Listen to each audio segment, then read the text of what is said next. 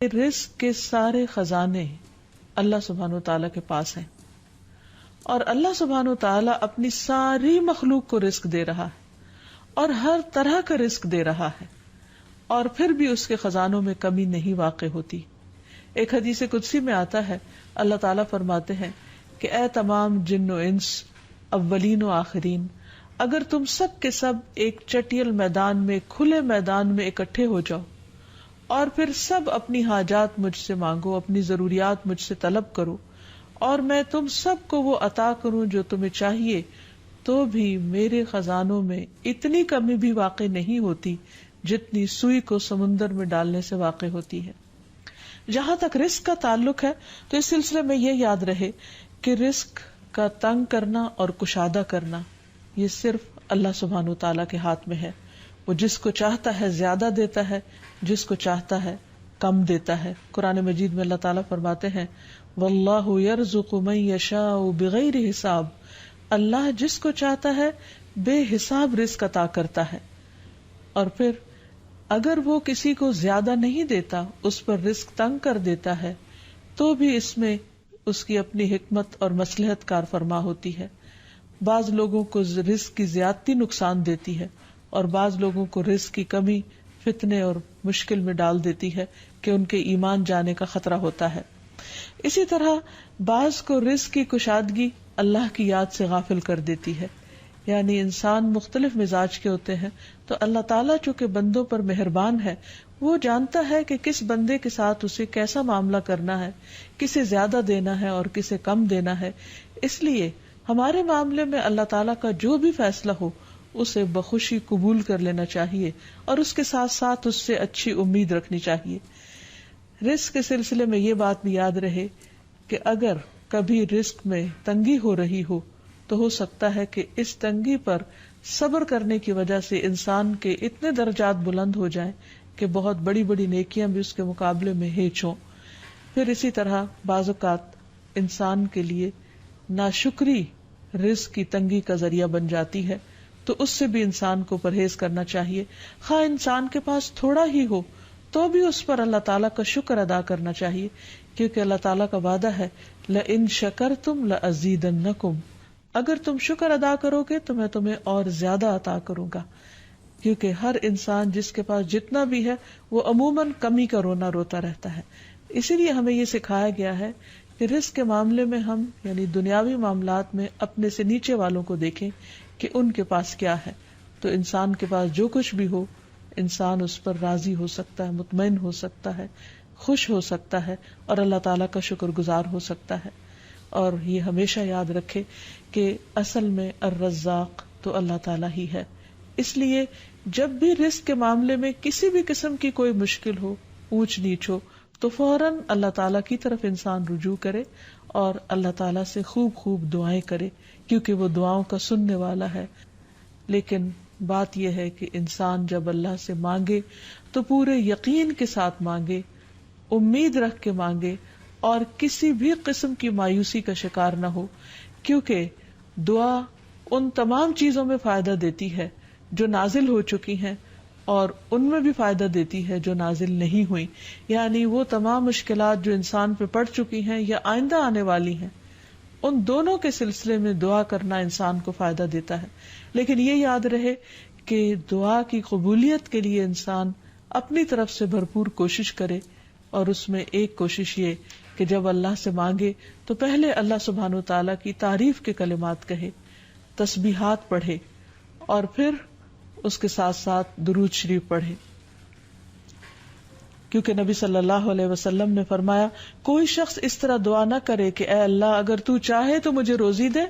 بلکہ پختگی کے ساتھ سوال کرے، پورے عزم کے ساتھ سوال کرے، کیونکہ اللہ جو چاہتا ہے کرتا ہے اور اس پر کوئی جبر کرنے والا نہیں ہے. اور جب بندہ اللہ سے رزق مانگتا ہے تو اللہ تعالیٰ اس کو عطا کرتا ہے. نبی صلی اللہ علیہ وسلم نے فرمایا جب تم اللہم ارزقنی کہو گے تو اللہ تعالیٰ فرمائے گا میں نے رزق دینے کا فیصلہ کر لیا. یعنی جب تم کہو گے کہ اللہ مجھے رزق دے تو اللہ تعالیٰ تمہیں جواب دے گا کہ ہاں میں تمہیں رزق دوں گا. اس لیے اس حوالے سے مکمل طور پر اللہ سبحانہ وتعالیٰ پر بھروسہ کرنا چاہیے، اللہ تعالیٰ کا تقوی کرنا چاہیے، یعنی اللہ تعالیٰ سے ڈرتے رہنا چاہیے، اور رزق کی تلاش میں حرام راستے اختیار نہیں کرنے چاہیے، کیونکہ اللہ سبحانہ وتعالیٰ کا وعدہ ہے وَمَن يَتَّقِ اللَّهَ يَجْعَل لَّهُ مَخْرَجًا وَيَرْزُقْهُ مِنْ حَيْثُ لَا يَحْتَسِبُ، جو اللہ کا تقوی اختیار کرے گا اللہ تعالیٰ اس کے لیے مشکل سے نکلنے کی کوئی راہ ضرور بنا دے گا، اور اس کو وہاں سے رزق عطا کرے گا جہاں سے وہ سوچتا بھی نہیں ہوگا،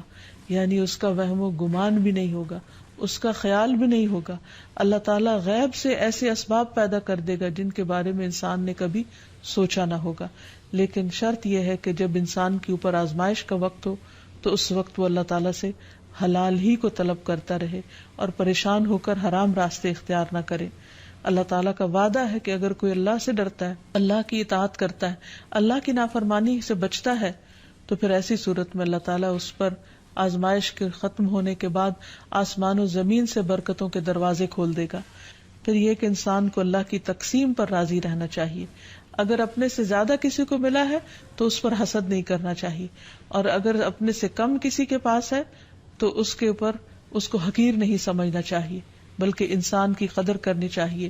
اور ہمیشہ یہ سوچنا چاہیے کہ اس کو مجھ سے زیادہ دینے والے کو بھی دینے والا رب ہے، مجھے بھی میرے رب نے ہی دیا ہے، اور جس کے پاس کم ہے اس کا بھی مالک وہی ہے۔ اور یہ بھی انسان یاد رکھے کہ انسان جب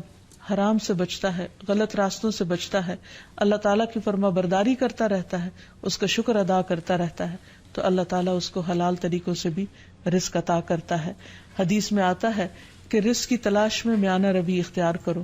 یعنی بہت ڈیسپریٹ نہ ہو جاؤ، اللہ تعالیٰ ضرور دروازہ کھولے گا۔ کہیں ایسا نہ ہو کہ رزق کا مؤخر ہونا یعنی ڈیلے ہونا تمہیں اس بات پر اکسا دے کہ تم اللہ تعالیٰ کی نافرمانیاں کرنے لگو،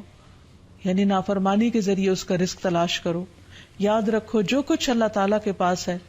وہ اس کی اطاعت سے ہی حاصل کیا جا سکتا ہے، اور اس سلسلے میں خصوصی طور پر استغفار بہت کارآمد ہے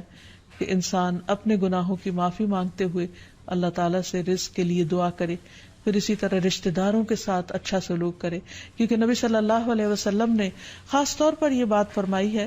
کہ جو شخص یہ چاہتا ہے کہ اس کی عمر دراز ہو اور اس کے رزق میں وسعت ہو تو اسے چاہیے کہ وہ صلہ رحمی کرے، یعنی اپنے رشتہ داروں کے ساتھ اچھا سلوک کرے۔ پھر انسان ہمیشہ یہ یاد رکھے کہ مال دینے سے بڑھتا ہے، صدقہ خیرات مال میں اضافے کا ذریعہ بنتا ہے۔ پھر اسی طرح خرید و فروخت میں سچ بولنا مال میں برکت پیدا کر دیتا ہے، اور جھوٹ مال کی برکت کو اٹھا دیتا ہے۔ اور پھر خاص طور پر انسان رزق کے لیے دعائیں کرتا رہے، کیونکہ سارے خزانے تو اللہ کے پاس ہیں، وہ جب جس کو جتنا چاہے عطا کر سکتا ہے۔ اس کے لیے نبی صلی اللہ علیہ وسلم کی سکھائی ہوئی مسنون دعائیں بہت ہی بہترین ہیں۔ نبی صلی اللہ علیہ وسلم ہر روز صبح فجر کی نماز کے بعد یہ دعا پڑھتے تھے، اللہم انی اسألک علما نافعا ورزقا طیبا وعملا متقبلا، اے اللہ میں تجھ سے علم نافع، طیب رزق یعنی پاکیزہ رزق اور مقبول عمل کا سوال کرتا ہوں، یعنی ایسے عمل کی توفیق دے جو تیرے ہاں قبول ہو جائے، تجھے پسند آ جائے۔ اور اس کے ساتھ ساتھ انسان کو حرام سے بچنے کی دعا کرنی چاہیے۔ اس سلسلے میں آپ صلی اللہ علیہ وسلم نے جو دعا سکھائی وہ ہے اللہم اکفنی بحلالک عن حرامک واغننی بفضلک عمن سواک، اے اللہ اپنے حلال کے ذریعے حرام سے میری کفایت فرما، یعنی مجھے اتنا حلال دے کہ مجھے حرام کی ضرورت ہی نہ رہے،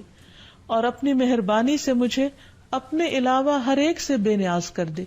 یعنی مجھے انسانوں کا محتاج نہ کر، کسی اور کا محتاج نہ کر، صرف اپنے خزانوں سے عطا فرما۔ پھر اسی طرح خاص طور پر بڑھاپے کی زندگی کے لیے وسعت رزق کی دعا کرنی چاہیے، کیونکہ جب انسان بوڑھا ہو جاتا ہے تو اس کے اعضاء کمزور ہو جاتے ہیں، وہ اپنے لیے خود کچھ کمائی نہیں کر سکتا، وہ دوسروں پر ڈیپینڈنٹ ہو جاتا ہے، تو اس وقت وسیع رزق کی دعا سکھائی گئی۔ فرمایا اللہم اجعل اوسع رزقک علی عند کبر سنی وانقطاع عمری، اے اللہ جب میں بوڑھا ہو جاؤں اور میری عمر ختم ہونے لگے تو میرے رزق کو وسیع کر دے۔ اسی طرح اپنے لیے اور اپنی اولاد کے لیے وسیع رزق کی دعا کرنی چاہیے، جیسے ابراہیم علیہ السلام نے دعا کی تھی، ربنا انی اسکنت من ذریتی بواد غیر ذی زرع عند بیتک المحرم ربنا لیقیموا الصلاة فاجعل افئدة من الناس تهوی الیہم وارزقهم من الثمرات لعلهم یشکرون۔ اے ہمارے رب، بے شک میں نے اپنی کچھ اولاد کو اس وادی میں آباد کیا جو کسی کھیتی والی نہیں، تیری حرمت والے گھر کے پاس، اے ہمارے رب، تاکہ وہ نماز قائم کریں۔ سو کچھ لوگوں کے دل ایسے کر دے کہ ان کی طرف مائل رہیں، اور انہیں پھلوں سے رزق عطا کر تاکہ وہ شکر ادا کریں۔ اور آخر میں یہ بات یاد رہے کہ انسان کے رزق میں اکثر اس کے اپنے گناہ رکاوٹ بن جاتے ہیں، اس لیے جب انسان ان گناہوں سے توبہ کرتا ہے، استغفار کرتا ہے، تو اللہ تعالیٰ رزق کے دروازے کھول دیتے ہیں، جیسے اللہ تعالیٰ کا وعدہ ہے۔ قرآن مجید میں آتا ہے، نوح علیہ السلام نے اپنی قوم سے کہا کہ اپنے رب سے معافی مانگ لو، بلا شبہ وہ بڑا معاف کرنے والا ہے، وہ تم پر آسمان سے خوب بارشیں برسائے گا اور تمہاری مال اور اولاد سے مدد کرے گا، تمہارے لیے باغ پیدا کرے گا اور نہریں جاری کرے گا۔ تو اس سے یہ پتہ چلتا ہے کہ دنیا میں جتنی بھی راحتیں اور رزق کی قسمیں ہیں، ان سب کی کنجی استغفار ہے۔ تو اس لیے انسان کثرت سے اپنے گناہوں پر توبہ کرتا رہے۔ حقیقت یہ کہ اللہ کا کلام سچا ہے، اور ہمیں اس پر ایمان لا کر پورے یقین کے ساتھ، وثوق کے ساتھ دعا مانگنی چاہیے کہ ہم انشاءاللہ استغفار کریں گے تو آسمان سے اور زمین سے رزق اگلنے لگے گا، ابلنے لگے گا۔ اللہ تعالیٰ ہمیں اپنی رحمتوں سے نوازے۔ اور استغفار کے لیے سمپل، اے اللہ مجھے بخش دے، اے اللہ مجھے معاف کر دے، اے اللہ میرے اگلے پچھلے سارے گناہوں کو معاف کر دے، اللہم اغفر لی، استغفر اللہ ربی من کل ذنب واتوب الیہ۔ اور سچے دل سے انسان توبہ کرتا رہے تو اللہ تعالیٰ کو مہربان پائے گا۔ وآخر دعوانا ان الحمد للہ رب العالمین۔ السلام علیکم ورحمۃ اللہ وبرکاتہ۔